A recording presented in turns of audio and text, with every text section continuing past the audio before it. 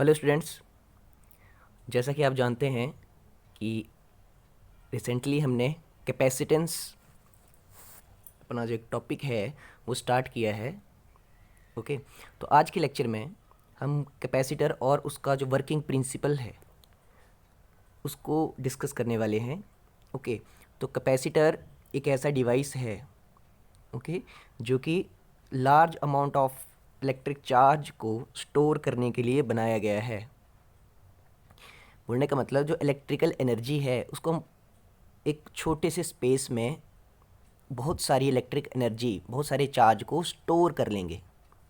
Okay, तो the charge can be collected in small amount on an insulated conductor. Okay, एक insulated conductor के ऊपर एक जो चार्ज है उसको स्टोर किया जा सकता है। ओके, पर अगर आप एक इंसुलेटेड कंडक्टर के ऊपर अगर चार्ज आप स्टोर कर रहे हैं तो उसको आप अभी तक कैपेसिटर नहीं बोल सकते हैं।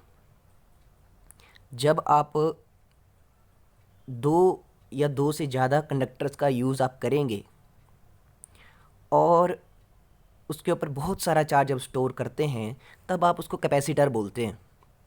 ओके, क्योंकि जब हमने कहीं पे भी कैपेसिटर एक जो डिवाइस है इसका यूज़ करना है तो सबसे पहली बात उसकी कैपेसिटी होनी चाहिए बहुत सारा चार्ज स्टोर करने की। ठीक है, तभी वो प्रैक्टिकली हमारे लिए यूज़फुल होगा। ओके, तो क्या है कैपेसिटर का, हमारा जो कैपेसिटर बनेगा, ठीक है, उसका फंक्शन है to increase the ability of the conductor to take up the charge. Okay, हमने एक ऐसा कैपेसिटर बनाना है जिसकी कैपेसिटी बहुत ज़्यादा हो, ठीक है, जिसमें जो कंडक्टर लगा होगा जो कि चार्ज स्टोर कर रहा होगा उसकी कैपेसिटी ज़्यादा से ज़्यादा हमें बढ़ानी है। ठीक है, अगर हम कुछ इस तरह का सिस्टम डिज़ाइन कर पाएँ तब जाकर हम उसे एक अच्छा कैपेसिटर बोलेंगे। ओके, तो ऐसा कैसे पॉसिबल हो पाएगा? जैसे मैंने बोला था आपको कि मान लो कोई भी आपका कैपेसिटर है। कैपेसिटर क्या है? कैपेसिटर एक कंडक्टर ही है, ठीक है, जिसके ऊपर चार्ज स्टोर होगा। तो क्या होगा कि जैसे कि ऊपर चार्ज स्टोर हो गया तो अब इसके पास एक पोटेंशियल जनरेट हो जाएगा। ठीक है, तो एक टाइम ऐसा आएगा कि इसके पास इतना पोटेंशियल आ जाएगा कि ये और चार्ज स्टोर नहीं कर पाएगा। ओके, तो हमें कुछ ऐसा सिस्टम बनाना है कि पोटेंशियल अगर बढ़ भी जाए तो वहाँ पर हमें कुछ इस तरह से डिज़ाइन करना है कि उसका पोटेंशियल कम हो जाए और ज़्यादा चार्ज स्टोर होए फिर। ठीक है, कि हमें चार्ज को ज़्यादा से ज़्यादा स्टोर करवाना है। ओके, यहाँ पे आप समझेंगे इसको। तो जस्ट यहाँ पे ये लिखा हुआ था कैपेसिटर को अर्लियर टाइम्स में कंडेंसर बोला जाता था। ठीक है, कैपेसिटर को ही कंडेंसर बोला जाता था। ठीक है, और आज के टाइम में हम कैपेसिटर बोलते हैं। ठीक है, पहले कंडेंसर बोला जाता था। और जो आपका कैपेसिटर होता है, capacitor essentially consist of two conductors. Okay, capacitor जो होता है एजेंशियली दो कंडक्टर्स होते हैं उसमें, separated by an insulating medium.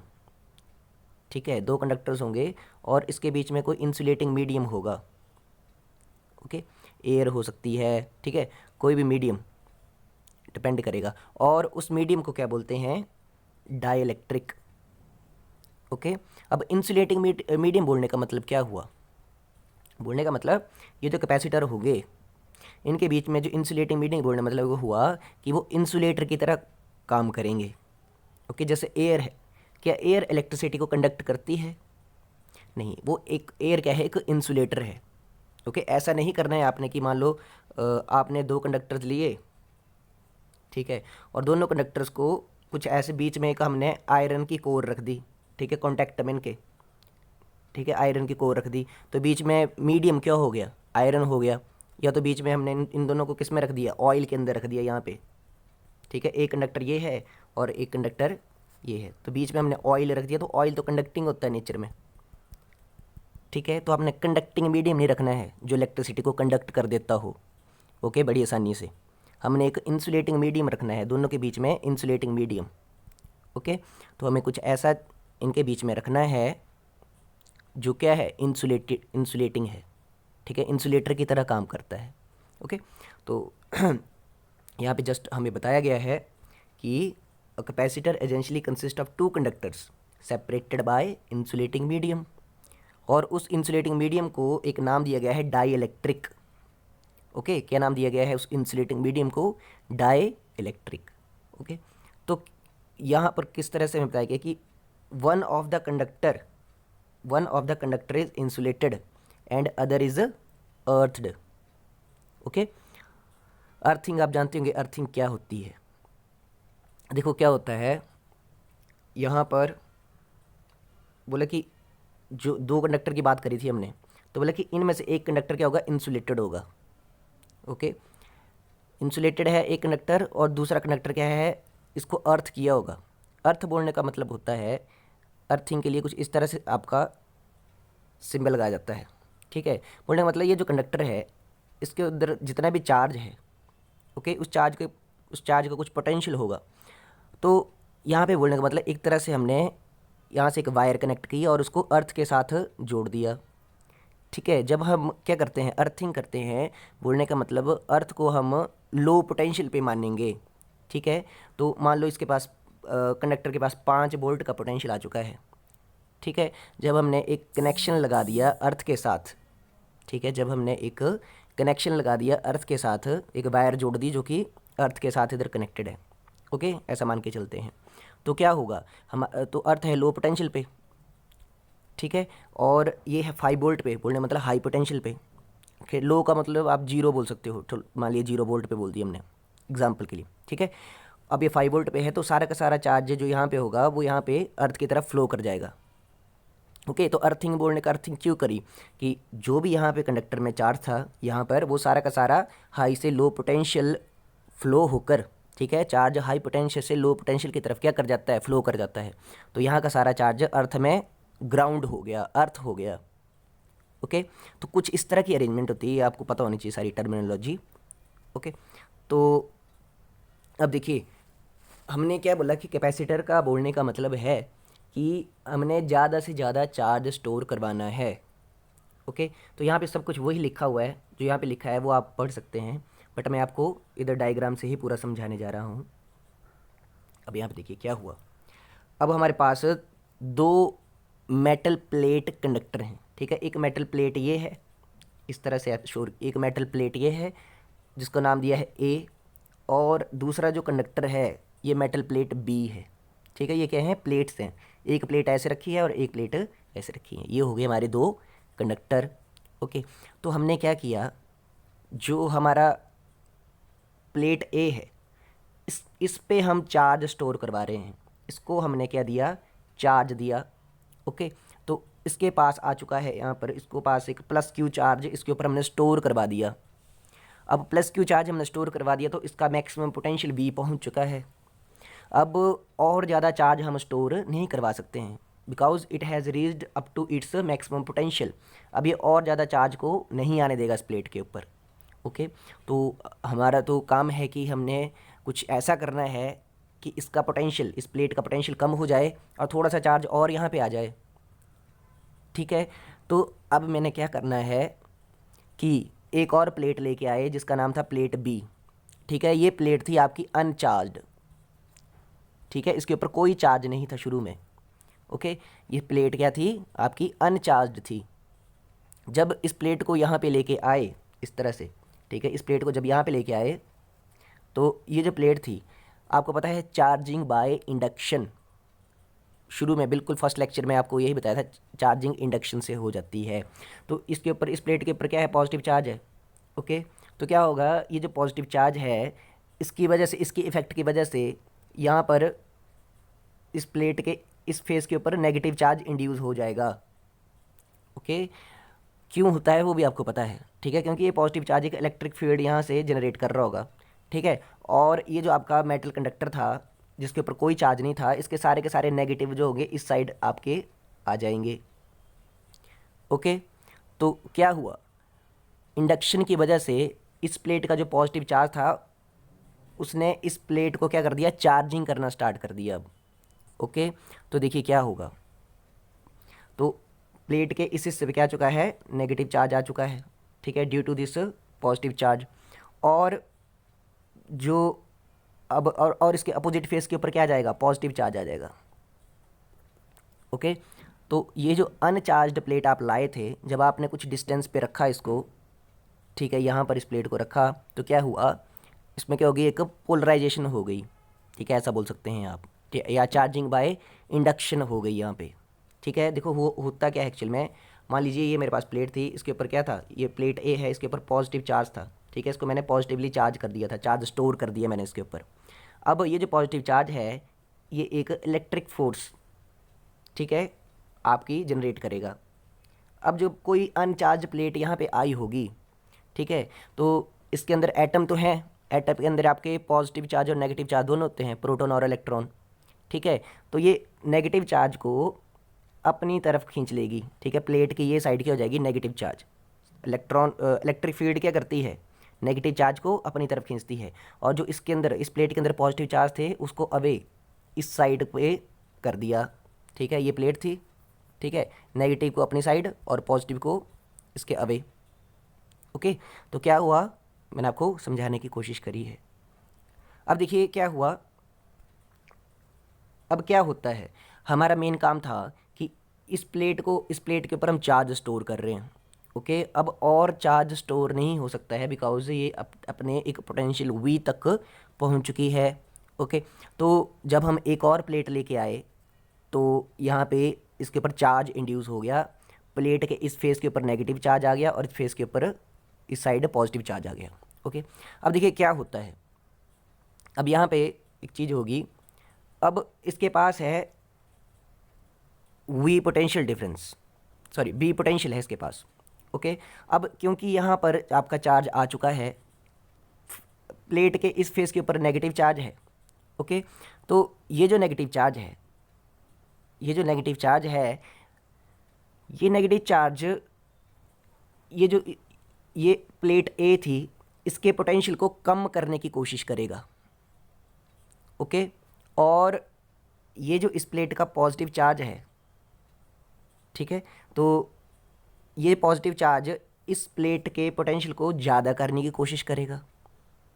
Okay, क्योंकि ये जो पोटेंशियल है ये पॉजिटिव चार्ज की वजह से था इसके पास, ये जो प्लेट थी इसके पास जो पोटेंशियल वी था ये ड्यू टू पॉजिटिव चार्ज की वजह से था। ठीक है, क्योंकि अब यहाँ पे एक नेगेटिव चार्ज आ गया है, ठीक है, ये नेगेटिव चार्ज इसके पोटेंशियल को कम करने की कोशिश करेगा, जो हमारे लिए अच्छी बात है। ठीक है, पोटेंशियल कम हो जाए तो यहाँ से और चार्ज आ जाएगा, बट अब इस प्लेट के पास एक पॉजिटिव चार्ज भी है, ये पॉजिटिव चार्ज क्या करेगा, इसके पोटेंशियल को बढ़ाने की कोशिश करेगा। ओके, बट क्या होगा, अल्टीमेटली आपका पोटेंशियल यहाँ पे बढ़ेगा कि घटेगा। ओके, आपको पता है कि पोटेंशियल आपका इन्वर्सली प्रोपोर्शनल टू डिस्टेंस होता है।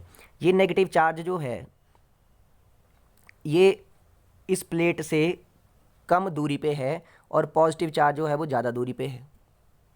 ठीक है, अगर ये जो नेगेटिव चार्ज है, ये जो नेगेटिव चार्ज है ये इस प्लेट से कम दूरी पे है और पॉजिटिव चार्ज है ज़्यादा दूरी पे है, तो V is inversely proportional to R होता है।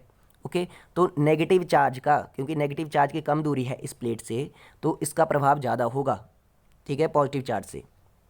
ओके, तो नेगेटिव चार्ज क्या कर रहा था, नेगेटिव चार्ज जो था ये इस प्लेट के पोटेंशियल को क्या कर रहा था, कम कर रहा था। ठीक है, और पॉजिटिव चार्ज क्या करेगा, इस प्लेट के पोटेंशियल को बढ़ाने की कोशिश करेगा। ओके, तो अल्टीमेटली कम होगा कि ज़्यादा होगा, ठीक है, कम होने की संभावना ज़्यादा है। ठीक है, क्योंकि नेगेटिव चार्ज क्या है, पास में है। ओके, तो अल्टीमेटली हमने क्या बोला, अब इस प्लेट के पास पोटेंशियल V पहुंच चुका था और चार्ज ऐड नहीं हो पा रहा था। जब हमने एक और प्लेट यहाँ पे लेके आए तो प्लेट के ऊपर नेगेटिव चार्ज आ गया और यहाँ पे पॉजिटिव चार्ज आ गया। अब हमने क्या देखा कि अल्टीमेटली ये जो प्लेट है इसके इफ़ेक्ट की वजह से इसका पोटेंशियल क्या हो रहा है, कम हो रहा है। ठीक है, पोटेंशियल कम हो गया तो अब और ज़्यादा चार्ज ऐड हो सकता है। ठीक है, तो हमारे यहाँ पर एक प्लेट और लाने से क्या हुआ, और ज़्यादा चार्ज स्टोर हो पाया।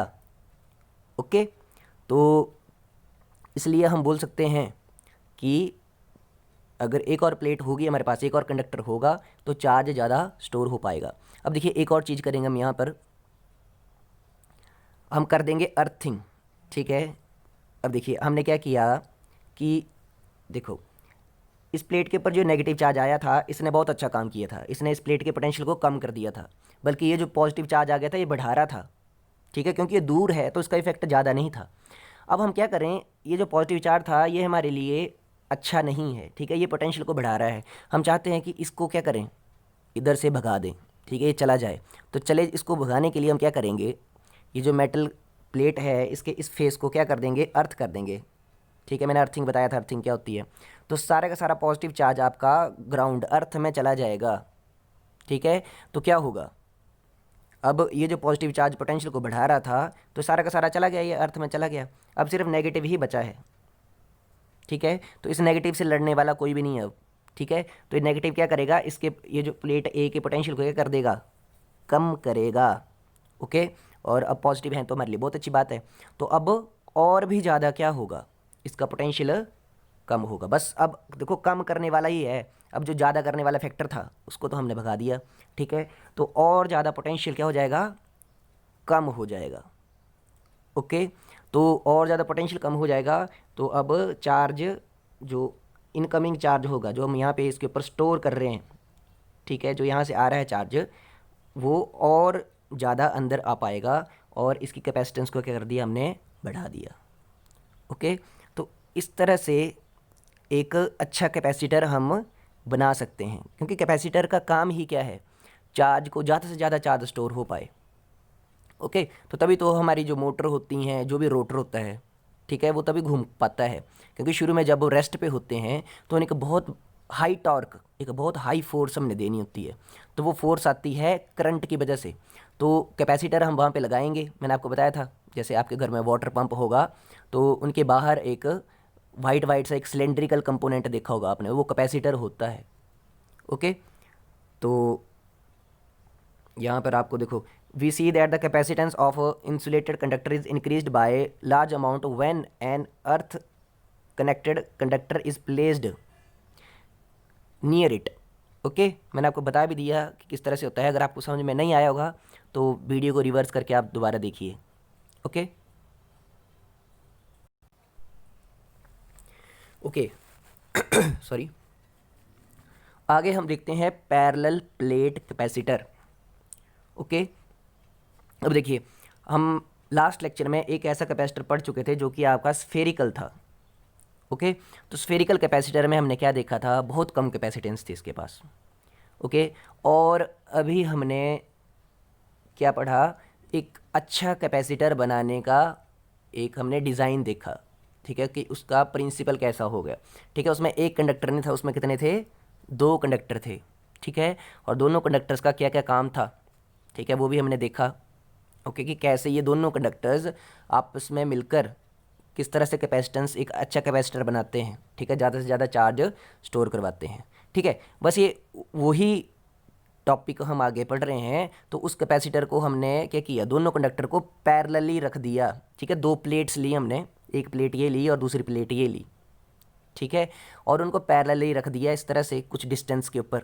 ठीक है, और इसी वजह से उनको पैरेलली रखने की वजह से क्या बोल दिया हमने कि ये क्या है, पैरेलल प्लेट कैपेसिटर। दो प्लेट्स ली और उनको पैरेलली कुछ डिस्टेंस के ऊपर हमने रख दिया। ठीक है, और उससे क्या बना दिया, एक कैपेसिटर बना दिया। ओके, तो वो क्या बन जाएगा हमारा, एक पैरेलल प्लेट कैपेसिटर। तो यहाँ पे हम देख सकते हैं कि तो ये मोस्ट कॉमनली यूज्ड कैपेसिटर होता है। It consist of two thin conducting plates X and Y, each having area A. ठीक है, हर प्लेट का एरिया कितना होगा, A, held parallel to each other at a suitable distance D. ठीक है, दोनों को एक सुटेबल डिस्टेंस डी से अपार्ट, एक दूसरे से दूर रखा होगा। ठीक है, the plates are separated by insulating medium. ठीक है, प्लेट्स के बीच में क्या होगा, इंसुलेटिंग मीडियम होगा। मैं इंसुलेटिंग मीडियम आपको बता चुका हूँ, कंडक्टिंग मीडियम नहीं रखना है, जिसकी वजह से क्या होगा कि आपका जो चार्ज है वो फ्लो नहीं करना चाहिए। ओके, प्लेट चार्ज अगर आपने कुछ ऐसा किया, कंडक्ट, ये देखो इस प्लेट के ऊपर आपने चार्ज स्टोर किया, अब अगर आपने कंडक्टिंग मीडियम रखा तो सारा का सारा चार्ज फ्लो होके चला जाएगा, तो स्टोर कहाँ पे हो पाया। ठीक है, चार्ज को आपने प्लेट के ऊपर ही रखना है। ठीक है, तो देखिए जैसे आपके कंडक्टिंग इंसुलेटिंग मीडियम क्या क्या होते हैं, जैसे air, paper, mica, glass. Okay, तो बोलने का मतलब ये जो बीच का स्पेस है ये इंसुलेटिंग होना चाहिए। ठीक है, कंडक्टिंग रख दिया तो सारा का सारा चार्ज जो यहाँ पे इस प्लेट के ऊपर स्टोर हुआ है वो सारा का सारा तो फ्लो होके चला जाएगा। ठीक है, फिर स्टोर कहाँ पे हुआ, है ना। तो इसी तरह से देखो सेम चीज़ यहाँ पे लिखी हुई है, यहाँ पे प्लेट के नाम दिए हैं एक्स और वाई। ठीक है, ये प्लेट एक्स है, ये प्लेट वाई है। ओके, तो एक्स के ऊपर चार्ज स्टोर हो रहा है, देखो पॉजिटिव चार्ज हमने स्टोर करके रख दिया। ठीक है जी, और ये जो वाई प्लेट है, तो वाई प्लेट के ऊपर यहाँ पे नेगेटिव चार्ज और पॉजिटिव चार्ज यहाँ पे आ चुके थे। ठीक है, इस साइड नेगेटिव था, इस साइड पॉजिटिव था, तो पॉजिटिव को हमने अर्थ कर दिया है। ठीक है, क्यों किया है मैंने आपको बता दिया है। ओके, अब यहाँ पे हम देख सकते हैं, अब हमने क्या करना है, अब देखिए यहाँ पर हमने इसका एक मैथमेटिकल फार्मूला ड्राइव करना है। ठीक है, कि कैपेसिटेंस कितनी होगी। Okay, parallel plate capacitor principle हम पढ़ चुके हैं कि क्या होता है। ओके, अब देखिए क्या होगा, ये अब पॉजिटिव चार्ज है इस साइड और ये क्या है, नेगेटिव चार्ज आ गया है यहाँ पर। ठीक है, तो पॉजिटिव चार्ज और नेगेटिव चार्ज के बीच में ये जो एक क्या बनेगी, एक इलेक्ट्रिक फील्ड बनेगी यहाँ पे। ठीक है, और इलेक्ट्रिक फील्ड पॉजिटिव से नेगेटिव की तरफ क्या करती है, फ्लो करती है इलेक्ट्रिक फील्ड। ओके, तो यहाँ पे हम बोल सकते हैं कि there is a electric field between two plates of the capacitor. Okay, और देखिए यहाँ पे हम आपको E is equal to sigma by epsilon naught. ठीक है, ये आप हमने शुरू में जो चैप्टर था हमारा उसमें हम स्टडी कर चुके हैं। ठीक है, कि किसी प्लेट की वजह से इलेक्ट्रिक फील्ड कितनी होगी। ओके, तो ये है हमारी प्लेट, एक ये प्लेट है और एक ये प्लेट है। ओके, तो इन दो प्लेट्स के बीच में जो इलेक्ट्रिक फील्ड आपकी जनरेट हो रही है वो कितनी होगी, sigma by epsilon not. Sigma क्या होता है, सिग्मा होता है आपका सरफेस चार्ज डेंसिटी, ये होता है आपका Q बाय A।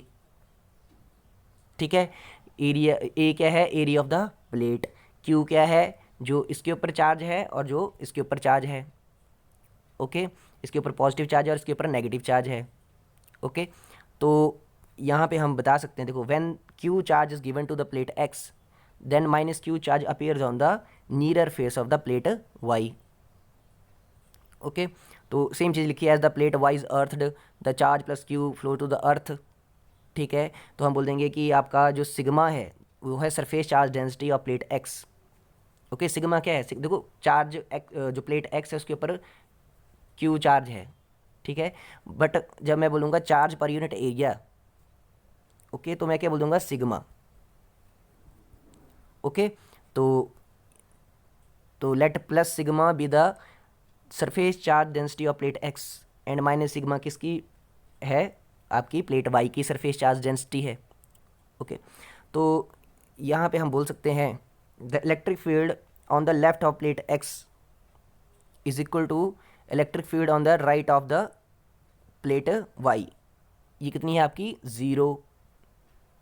ओके, अब देखो यहाँ पे बोला है कि इसके लेफ्ट और इसके राइट में 0 आपकी है। देखो यहाँ पे तो इलेक्ट्रिक फील्ड होगी नहीं क्योंकि सारा का सारा चार्ज क्या हो चुका है, आपका अर्थ हो चुका है। जो भी इलेक्ट्रिक फील्ड है वो सारी की सारी कहाँ पे है, आपकी बीच में है।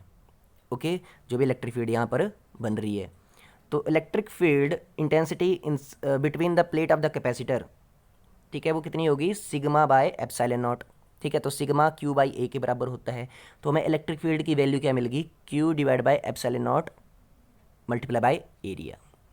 ओके, अब देखिए क्या होगा, हमें फाइंड आउट करना है कि कैपेसिटेंस कितनी होती है। ठीक है, पैरेलल प्लेट कैपेसिटर में कैपेसिटेंस कितनी होगी, तो C होता है आपका Q बाई V। ठीक है, जितना चार्ज स्टोर हुआ डिवाइडेड बाय जितना आपका पोटेंशियल बन गया। Okay, charge per unit potential difference. Okay, तो हमने देखना है, अब देखो Q तो हमें पता है कि Q चार्ज स्टोर हुआ है, बट हमने देखना है कि प्लेट के बीच में पोटेंशियल कितना जनरेट हो गया है, इन दोनों प्लेट्स के बीच में पोटेंशियल कितना जनरेट हो गया है। ओके, तो हमें पोटेंशियल पता करना है। ओके, आपको पोटेंशियल और इलेक्ट्रिक फील्ड के बीच में रिलेशन आपको पता है। ओके, तो between the two parallel plates the electric field is uniform and perpendicular to the plates. Okay, for the plates with finite area the field lines bend at the edge of this effect is called fringing effect of the field. ठीक है, let V be the potential difference between the two plates.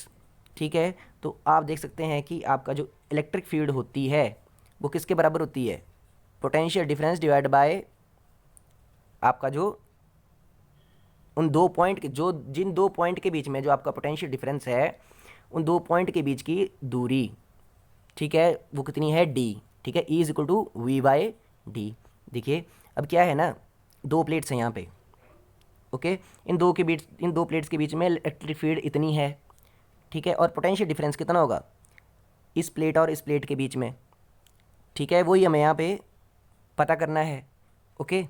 और ये जो potential difference है ये इस plate और इस प्लेट के बीच में है, और इन दोनों प्लेट के बीच में डिस्टेंस कितनी है, डी, ठीक है। तो हम यही बोल रहे हैं कि आपका E is equal to V by D के बराबर होता है, जितना electric field between these two plates is equal to potential difference between these two plates divided by distance between these two plates, ठीक है। E is equal to V by D, okay. V क्या है, ये जो दो plates हैं इन दोनों के बीच में कितना पोटेंशियल डिफरेंस है, ओके।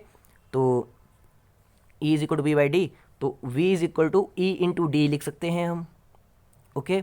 तो E की वैल्यू हमने अभी देखी, E की वैल्यू कितनी है, E की वैल्यू ये है, ठीक है, या तो आप ये बोल सकते हैं, ओके। तो E की वैल्यू हमने इधर पुट कर दी, तो हमारे पास क्या आ गया, Q epsilon naught A multiply by D, okay.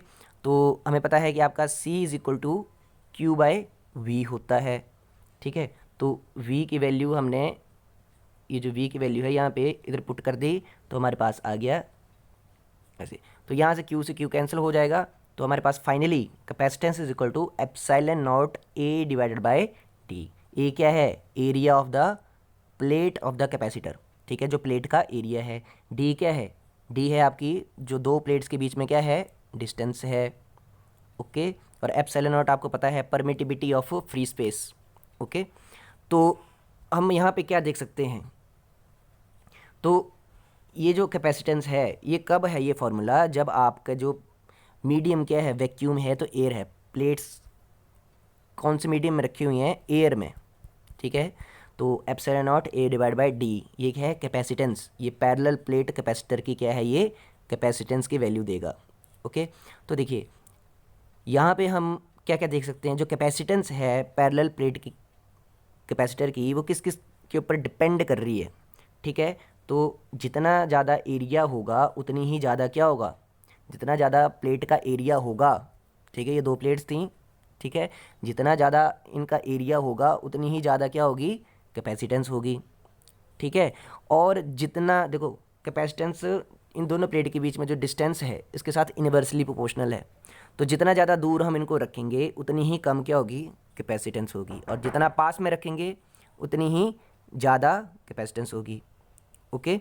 और जो परमिटिविटी है उसके साथ भी आपका क्या होगा, ये डायरेक्टली प्रोपोर्शनल है, जितनी ज़्यादा मीडियम की परमिटिविटी होगी उसके साथ क्या करेगा आपका, ये डायरेक्टली प्रोपोर्शनल होगा, ओके। तो ये था आज का हमारा जो लेक्चर में जितना हमने करना था, ओके। आगे हम देखेंगे नेक्स्ट लेक्चर में। Thank you.